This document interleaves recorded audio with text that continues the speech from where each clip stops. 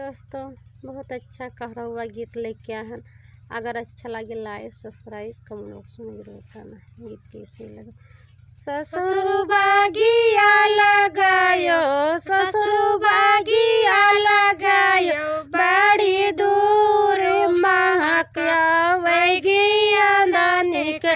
ससुर बागिया लगायो, ससुर बागिया लगायो, बड़ी दूर महक आवेगी आंदनी के।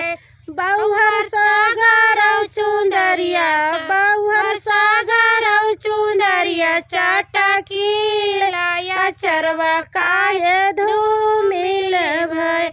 बउहर सागरौ चुंदरिया, बउहर सागरौ चुंदरिया, चटकी लाया चरवा काहे धूमिल भय। ससुरु बागिया से, ससुरु बागिया से उड़े दुई मंजोर, चरवा रसलाई गए। ससुरु बागिया से, ससुरु बागिया से उड़े दुई मंजोर, चरवा रसलाई गए। जठऊ बागिया लगायो, जठऊ बागिया लगायो, बड़ी दूर महक आवेगी आंदनी के। जठऊ बागिया लगायो, जठऊ बागिया लगायो, बड़ी दूर महक आवेगी आंदनी के। भायौ सागरौ चुंदरिया, भायौ सागरौ चुंदरिया, चटकील या चरवा काहे धूमिल भय।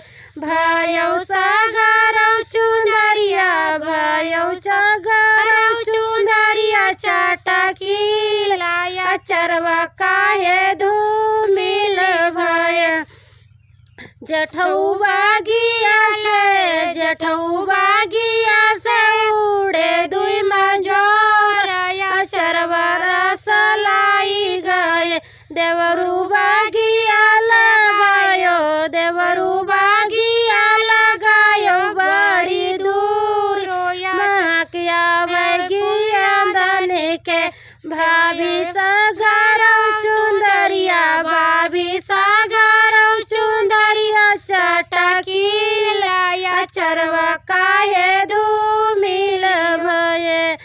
देवरू बागिया से, देवरू बागिया से उड़े दुई मंजोर, या चरवा रसलाई गए।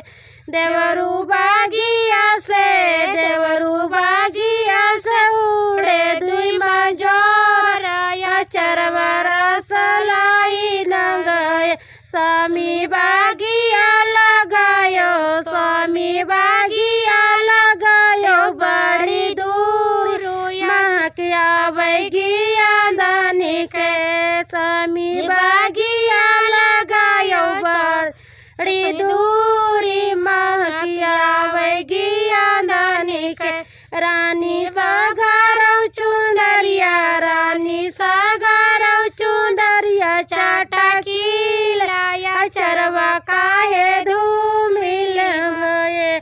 स्वामी बागिया से, स्वामी बागिया से उड़े दुई मंजोर,